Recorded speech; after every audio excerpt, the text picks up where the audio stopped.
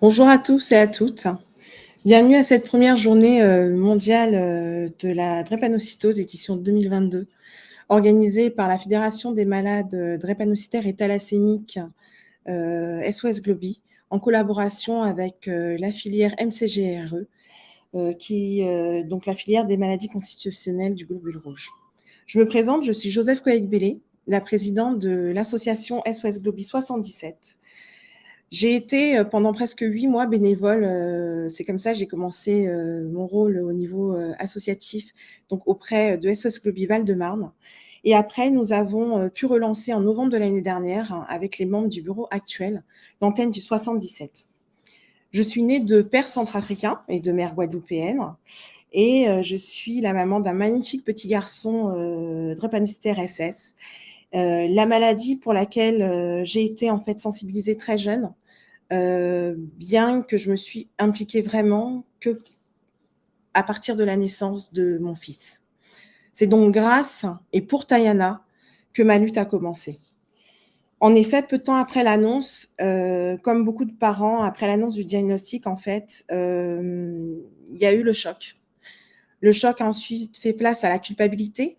La culpabilité a ensuite fait place à une profonde tristesse, un profond désarroi, puis à de la colère qui s'est transformée en fait en combativité. Surtout face au constat du reste à faire en matière pour les mentalités en fait à bousculer, du reste à faire par rapport aux croyances culturelles auxquelles on est confronté face à cette maladie, et pour permettre surtout à nos magnifiques warriors de pouvoir grandir et s'épanouir dans une société qui soit un peu plus inclusive pour eux, et pour accompagner les jeunes parents lors de la venue de leur enfant qui ne traversent pas ce que j'ai pu connaître moi à la naissance de mon fils. Au-delà de notre rôle au niveau local, SOS Globi Seine-et-Marne est aussi impliqué sur une dimension un peu plus nationale avec la FMDT à l'échelle nationale, comme sur des projets comme le sport adapté, qui est un projet donnant la possibilité à une vingtaine de patients drépanocytaires de pouvoir disposer 2 fois par semaine de séances de sport en format connecté, en format présentiel, encadrés par des coachs formés et adaptés justement à la pathologie, et encadrés par les structures d'handisport du 94.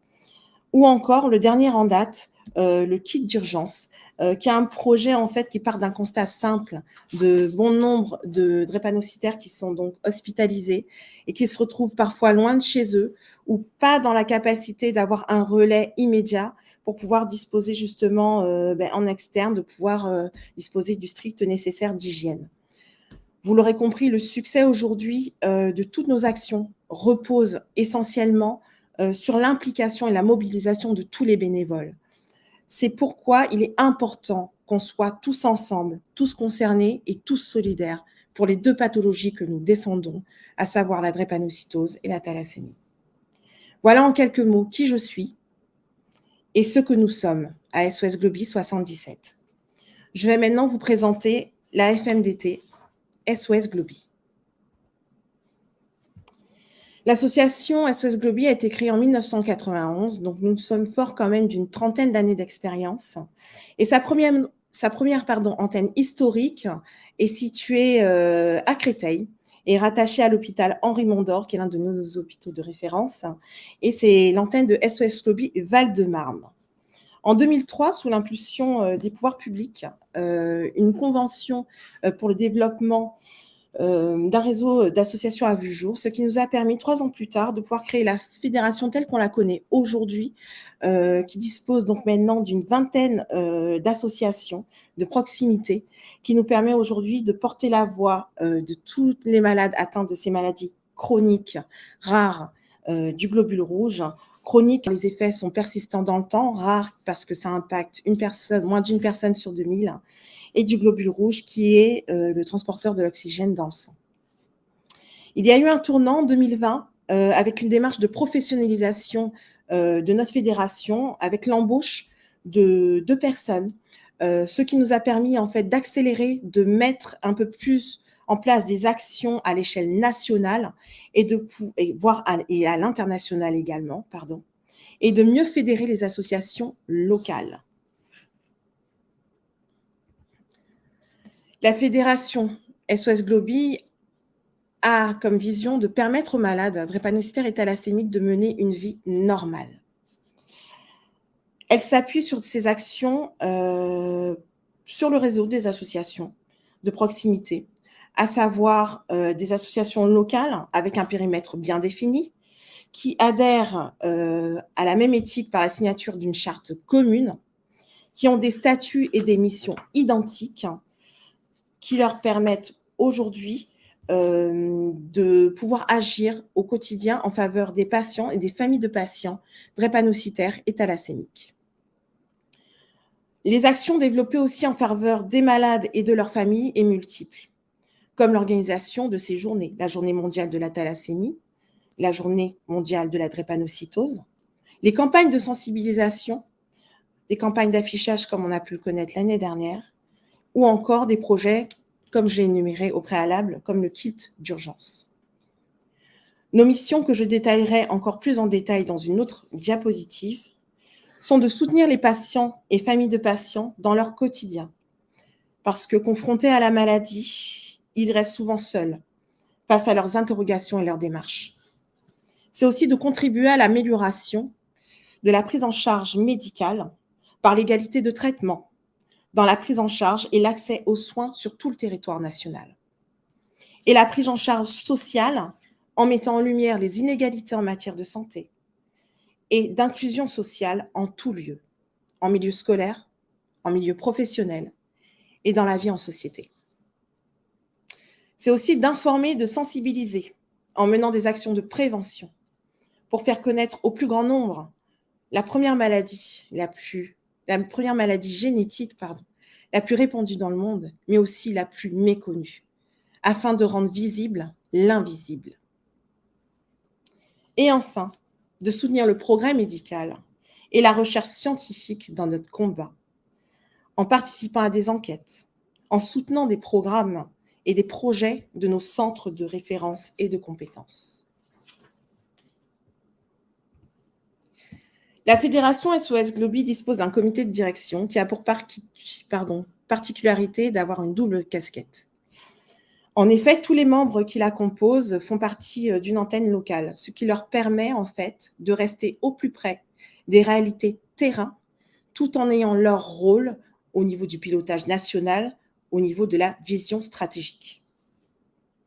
Notre pilotage national est donc composé d'une présidente, Madame Marie-Annick Lepetit, membre de SOS Globi Nouvelle-Aquitaine, d'un vice-président, Monsieur Ali Satarpour, membre de SOS Globi Rhône-Alpes, d'une secrétaire générale, Madame Michèle Hadjibi, membre de SOS Globi PACA, d'une vice-secrétaire générale, Madame Monique Duchel, membre de SOS Globi Val-de-Marne, et enfin de Madame Ouda Mokrani, membre de SOS Globi PACA, notre trésorière. Le conseil d'administration qui définit la stratégie et les actions et veille surtout à leur bonne mise en œuvre est composé en plus du comité du conseil d'administration, est composé en plus du comité de direction, d'un représentant de chaque membre, de chaque association. Essentiellement, les présidentes, en fait, des 20 associations locales fédérées SOS Globi. Donc, on se réunit une fois par an pour voter le budget, pour approuver les comptes de l'exercice clos et pour aussi définir le planning prévisionnel, le budget prévisionnel de l'année suivante qui définissent tout simplement notre stratégie.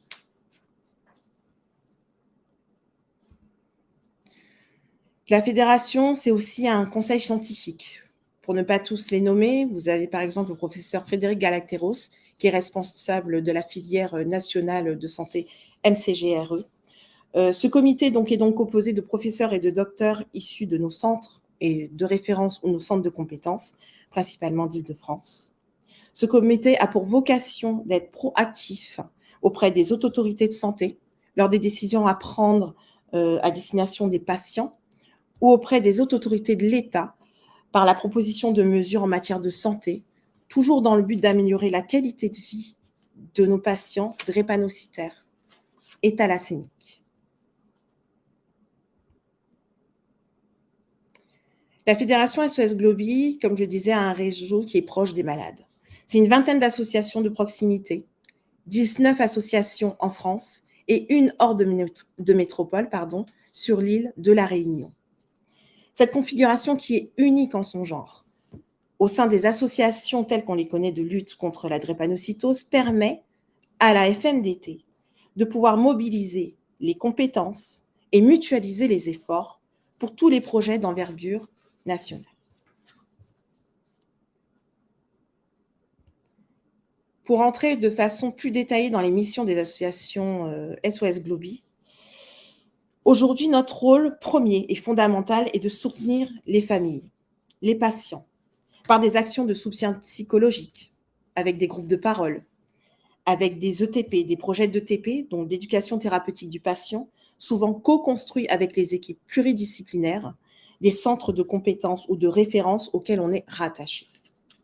Des actions de convivialité, comme des tea time, des activités de loisirs, pour permettre, hors du cadre hospitalier, de réunir les familles, d'avoir des moments d'échange et de partage et de communion. Et des actions de crowdfunding, comme le projet de sport adapté ou la course des héros, car on fait appel bien souvent au financement participatif. Notre rôle, c'est aussi d'améliorer la prise en charge médicale, en étant en lien avec les familles, mais aussi avec les médecins référents de nos centres, en ayant un rôle de médiation, si nécessaire, en milieu hospitalier, et en remontant à la fédération tous les freins périphériques que peuvent rencontrer les patients et familles de patients en matière d'inégalité de santé, car il y a encore une vraie marge de progression. C'est également, d'une part, informer sur la maladie par des actions de prévention au travers de réunions d'information, de conférences débats à l'échelle locale, par l'animation aussi de nos réseaux sociaux et la diffusion de campagnes d'affichage comme on a pu la connaître l'année dernière au niveau des métros parisiens, des bus, des hôpitaux et de nos cabinets de proximité. Et d'autre part, c'est sensibiliser aussi le grand public aux côtés des établissements publics de l'État comme l'EFS, l'Établissement français du sang, pour le don de moelle osseuse et le don du sang, car ça sauve des vies. Et enfin, c'est de soutenir le progrès et la recherche médicale, le nerf de la guerre, car il existe aujourd'hui un seul traitement curatif par la greffe de moelle osseuse et de nouvelles approches thérapeutiques prometteuses qui donnent espoir sont nécessaires pour améliorer la qualité de vie des patients et familles de patients drépanocytaires et thalassémiques. D'où notre projet presque abouti, après 10 ans à récolter des fonds, pour ajouter notre pierre à l'édifice du progrès et la recherche médicale par la création d'une fondation de recherche sous l'égide de la Fondation de France dédiée aux pathologies que nous défendons.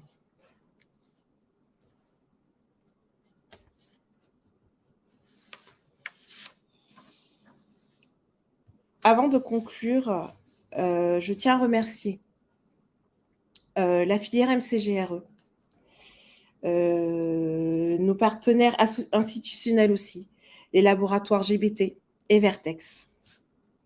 Et enfin, tous les bénévoles, les participants à cette journée mondiale de la drépanocytose. C'est une journée importante, c'est des moments de partage, c'est des moments d'échange qui sont essentiels, qui montrent qu'il y a une vraie cohésion, qu'il y a une vraie dynamique, que les choses changent et avancent. Et c'est prometteur.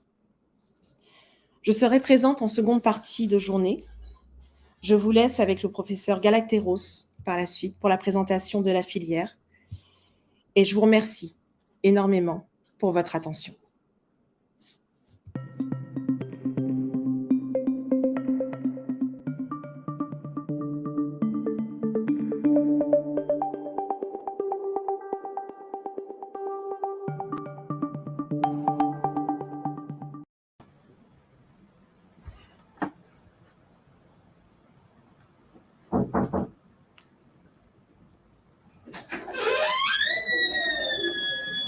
Professeur, Jessica a quelqu'un au téléphone par rapport à votre présentation. C'est bon? Je suis en train de m'en occuper. D'accord. Merci pour la... Je cherche à mettre ma présentation. Ça doit être celle-là, non? Vous m'entendez?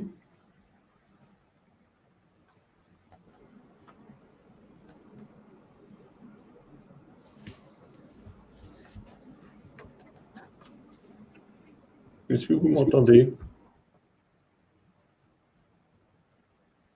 On vous entend, Monsieur Galacteros. Bon. Et vous? Oui, moi aussi. On vous entend et on voit votre présentation à l'écran. Bon, alors je vais peut-être avancer dans ces conditions. Tout a l'air de bien se passer. D'accord. Merci pour cette invitation à cette importante journée associative et qui représente la journée mondiale avec un petit peu de décalage, mais c'est logique. Je ne sais pas, pour faire avancer mes diapositives, comment je dois faire, mais par ça, tout va bien. Voilà. Présentation, d'accord, c'est ça, c'est mon titre. Donc la filière s'appelle maladie... Oh là là, ça c'est embêtant. Voilà, il y a un problème que je ne maîtrise pas là.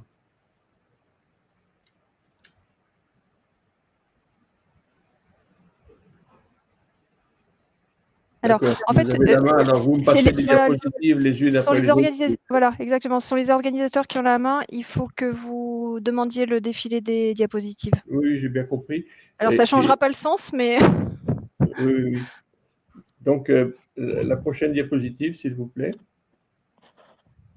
Alors ça, je ne sais pas pourquoi elles sont orientées comme ça. Je suis navré.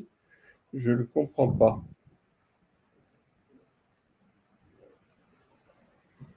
Parce que moi, j'ai un diaporama sur mon... Attendez, je vais regarder, je vais vérifier. Parce que... Oui, c'est ça. Le mien... Ah oui, le mien, il est bizarre aussi. Ah là là, qu'est-ce qui se passe? Est-ce qu'il vous serait possible de alors, faire la présentation? C'est pas grave. C'est pas grave, non, je vais aller vite parce que il y a deux diapositives qui sont comme ça, et les autres c'est bon. Donc je vais revenir à la présentation, s'il vous plaît. Voilà. Alors, diapositive suivante. Simplement, tant pis pour ceux qui vont se tordre le cou. Les objectifs généraux, et vous passez à la suivante, s'il vous plaît. Encore une. Non, laissez tomber, c'est pas grave. C'est pas essentiel. Voilà.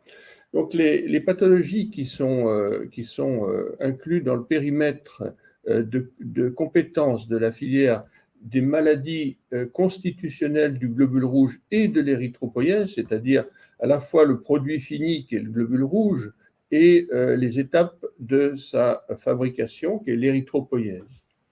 Et bien naturellement, il y a les syndromes drépanocytaires majeurs et c'est le sujet du jour, mais également les thalassémies, on en a parlé un petit peu, il y a une journée mondiale aussi, et puis toute une série d'autres pathologies qui sont importantes.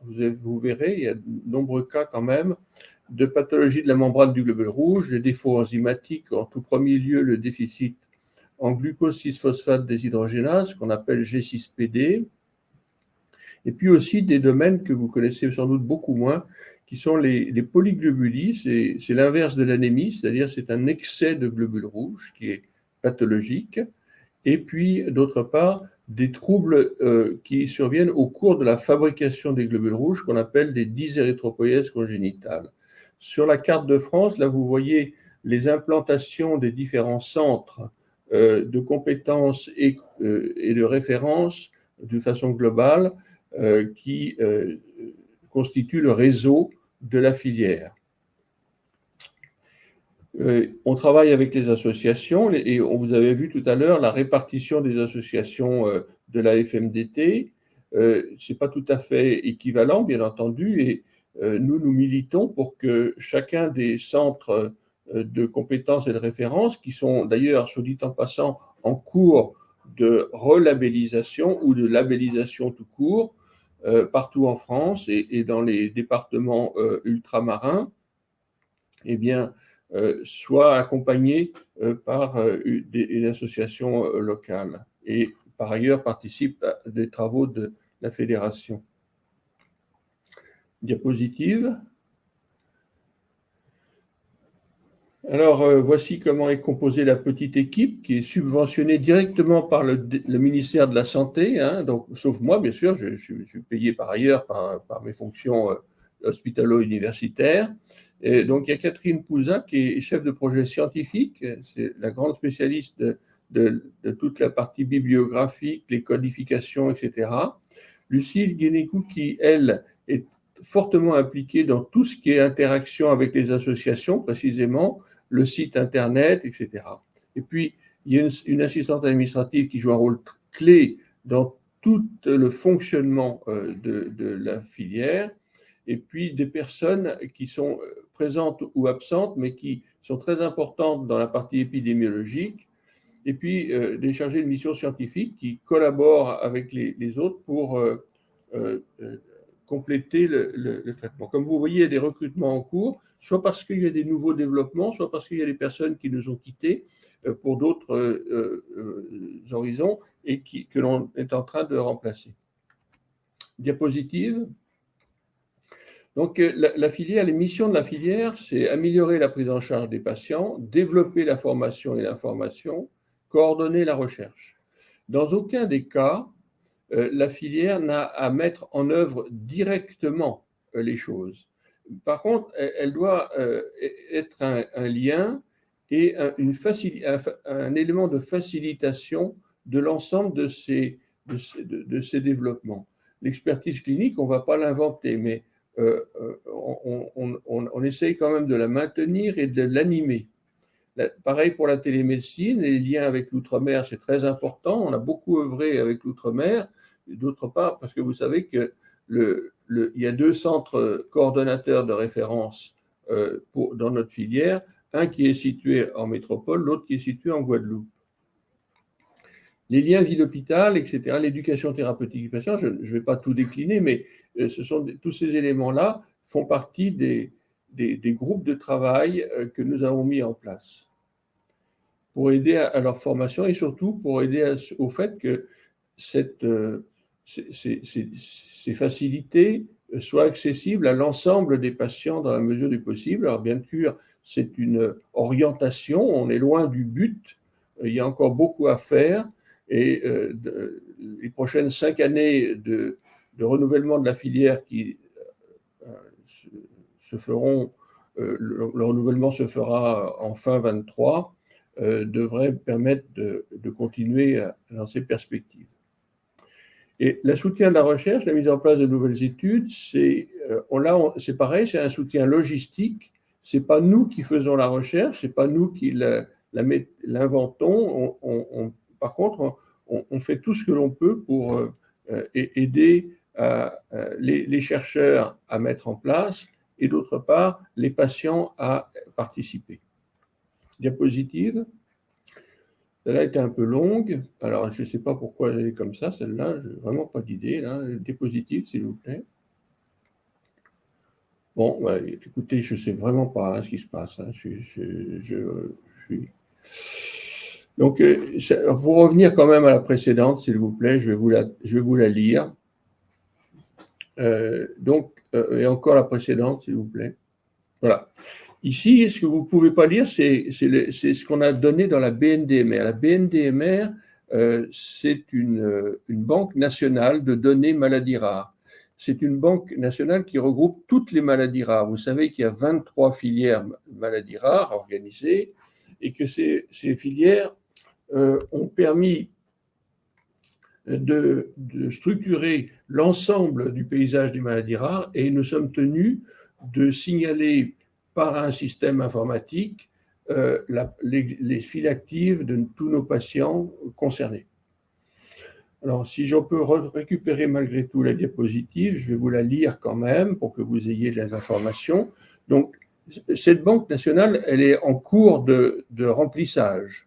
Et donc, en mars 2022, il y avait environ 15 000 patients, toutes pathologies confondues, pratiquement 10 000 drépanocytaires au total. Donc, c'est bien entendu un petit nombre par rapport au nombre réel. Et puis, plus de 1000 bêta-thalassémiques, plus de 300 alpha-thalassémiques, 500 et quelques sphérocytoses héréditaires, beaucoup d'hémoglobinose C aussi, et puis toute une série d'autres pathologies beaucoup plus rares et qui sont référencées dans la prise en charge liée à la maladie, à notre filière. Diapositive. Donc, nous avons mis en place également, pour la meilleure prise en charge des patients, des réunions de concertation pluridisciplinaires qui regroupent, comme le nom l'indique, toute une série de compétences qui sont à géométrie variable en fonction des problèmes que soulèvent les patients. La prise en charge des patients, alors ça peut être des problèmes de diagnostic. Il y a encore un certain nombre de maladies du globule rouge pour lesquelles le diagnostic n'est pas établi et qui donc font l'objet d'une stratégie d'identification, de caractérisation, et cela passe par des réunions où on discute des patients et de la stratégie à mettre en œuvre pour le diagnostic. Mais c'est également le cas pour les prises en charge des patients en cours d'hospitalisation, qui posent des problèmes très particuliers, ou encore des problèmes d'organes singuliers avec des complications cardiaques, neurologiques, rénales, etc. Donc ça, toutes ces réunions sont la plupart du temps nationales, mais également il y a des réunions locales en fonction des besoins ressentis ici ou ailleurs. Et je vous signale aussi qu'il y a des RCP concernant les thalassémies spécifiquement.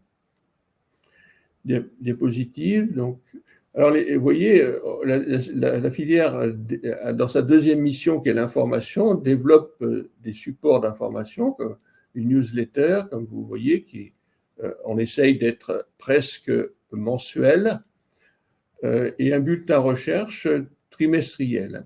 Le bulletin recherche est très apprécié de l'ensemble de la communauté médicale et scientifique parce qu'il y a un énorme travail de recueil de la bibliographie et actualisée qui permet à tout un chacun de balayer rapidement toutes les informations nouvelles qui ont été publiées dans notre domaine. Que ce soit de la recherche fondamentale, la recherche thérapeutique ou des descriptions cliniques, ou des caractérisations génétiques éventuellement. Diapositive, en priant qu'elle soit dans le bon sens, voilà. D'autre part, nous publions une sorte de revue qui initialement d'ailleurs était une revue totalement soutenue et organisée par la FMDT. Et je dois saluer au passage là, le rôle très important qu'a joué dans cette aventure du globinoscope puis du New Globinoscope, Christian Godard, qui a vraiment beaucoup œuvré pour les bulletins et ensuite pour ce développement. Et le relais a été pris par la filière à partir du moment où elle a pu se constituer. Et comme vous voyez, le numéro 6 est à peu près bouclé et va sortir bientôt. Diapositive.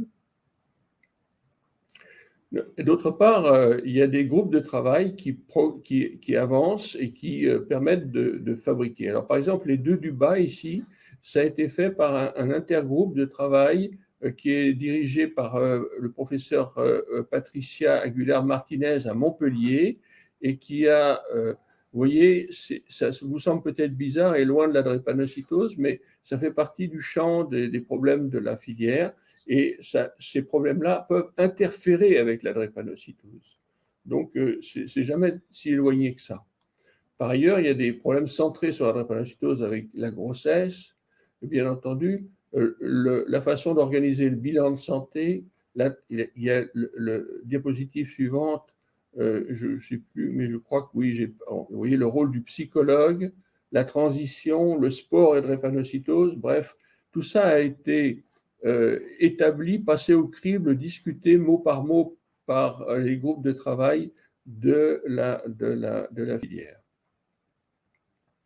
Et voilà. Et d'autre part, il y a des outils pour l'éducation thérapeutique des patients qui ont été mis en œuvre depuis maintenant quelques temps et pour lesquels la filière continue d'être pourvoyeuse de ces éléments pour tous les sites qui veulent s'en procurer pour pouvoir faciliter la formation, soit des familles, des enfants et ensuite des adultes.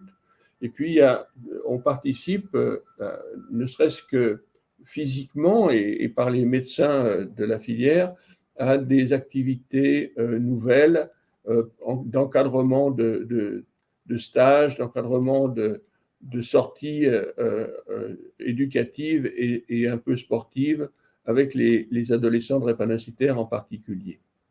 Diapositive.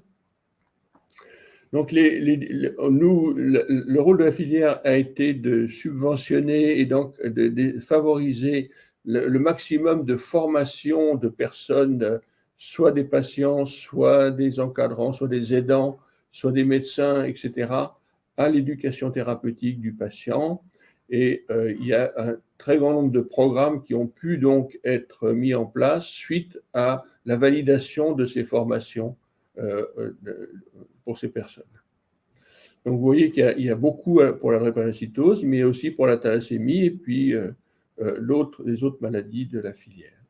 Ça se développe, ça va continuer à se développer parce que nous attachons une grande importance à la formation des patients, qui sont des patients experts ou qu'on pourrait peut-être aussi qualifier de patients partenaires ou de parents partenaires qui ne veulent pas se substituer aux médecins et aux soignants, mais apportent par contre davantage de crédibilité à tout ce qui se fait en la matière.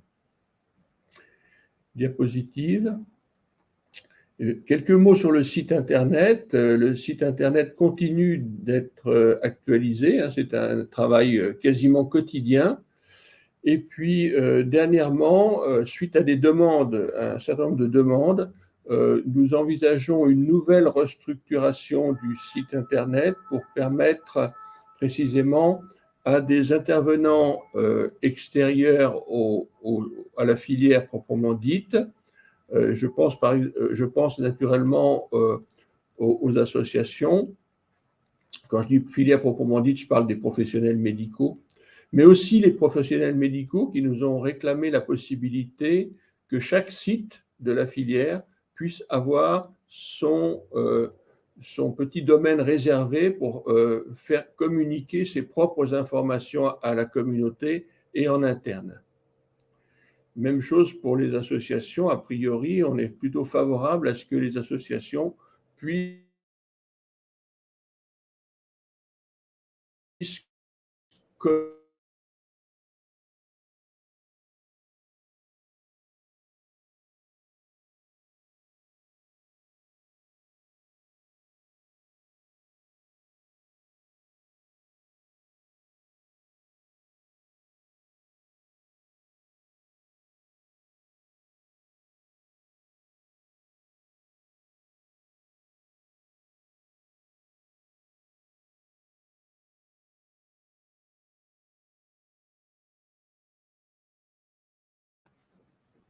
Oui, là vous m'entendez. Diapositive suivante, s'il vous plaît.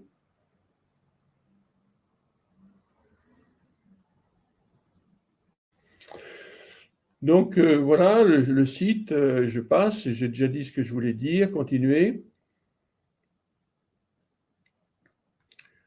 Donc il y a bien entendu une charte qui va être proposée pour que tout un chacun puisse utiliser le site tout en respectant naturellement les missions qui sont définies et qui sont liées aux activités de la filière. Diapositive. Donc, d'autre part, la filière, bien entendu, le parcours patient est quelque chose de particulièrement important et il y a un groupe de travail qui est dirigé par le docteur Maryse-Étienne Julan, qui est situé en Guadeloupe, mais qui regroupe de très nombreux participants. Et en particulier, il y a eu, comme vous le savez, des enquêtes qui ont permis d'essayer de mieux comprendre la problématique que les patients rencontrent aux urgences, les problématiques d'ailleurs. Et pour essayer de pallier cette situation qui est assez préoccupante parfois, et il y a des dispositifs qui ont été développés, les cartes d'urgence, les fiches d'urgence, et puis les sites internet des filières, et puis ce qu'on appelle les PNDS, c'est-à-dire c'est une sorte de guide de prise en charge des patients drépanocytaires, entre autres, dans toutes les situations rencontrées. Et les PNDS existent pour l'enfant drépanocytaire, pour l'adulte drépanocytaire, pour les déficients en G6PD et également pour les pathologies de la membrane du globule rouge qu'on appelle sphérocytose, ovalocytose, elliptocytose, xérocytose, etc. Donc, ces dispositions sont développées et puis on ne se contente pas de ça. Vis-à-vis diapositive suivante.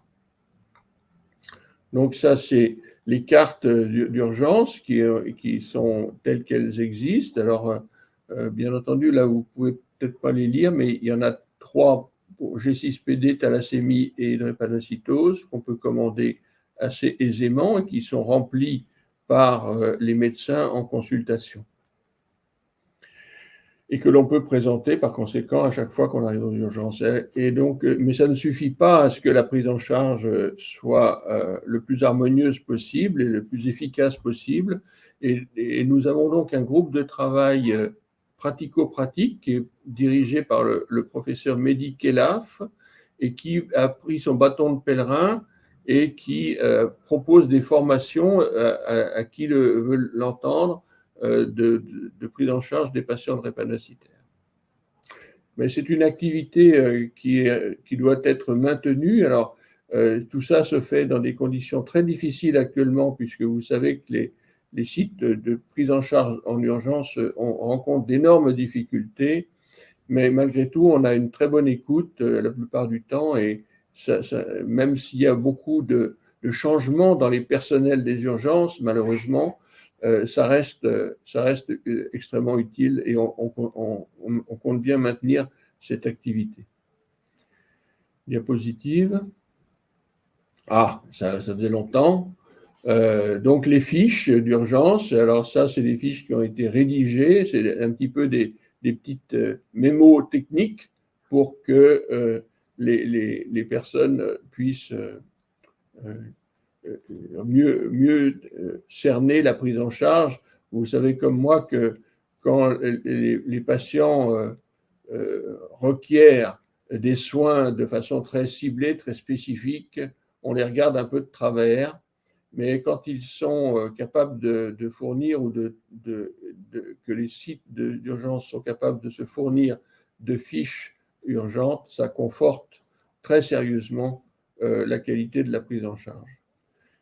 Diapositive.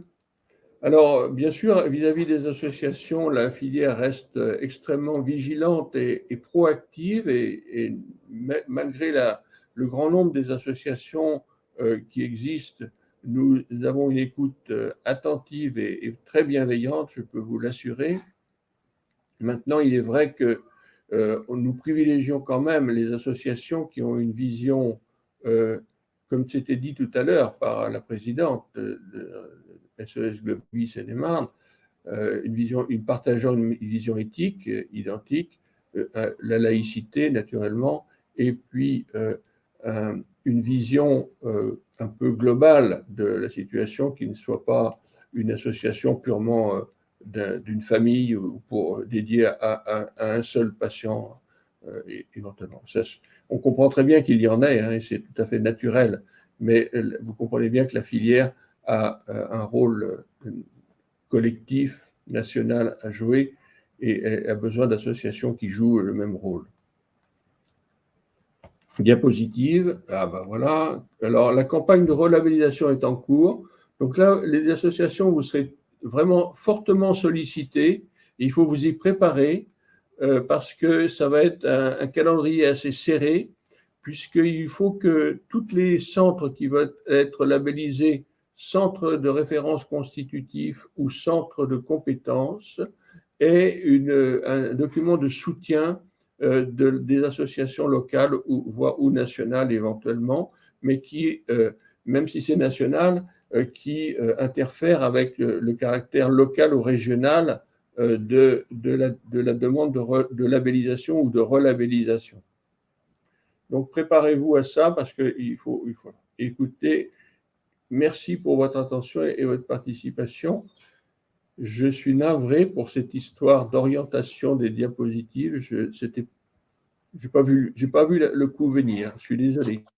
On a réussi à suivre. Merci beaucoup. On a une petite astuce de Michel qui nous conseille de sauvegarder sous au lieu d'imprimer sous PDF, mais on contactera Michel éventuellement pour mettre en pratique. Il paraît qu'il y a des astuces informatiques. Bon, ça m'intéresse également. Merci beaucoup. Merci à d'apprendre. Merci. Merci à Madame Coyac-Bellé, merci professeur Galacteros pour ces présentations.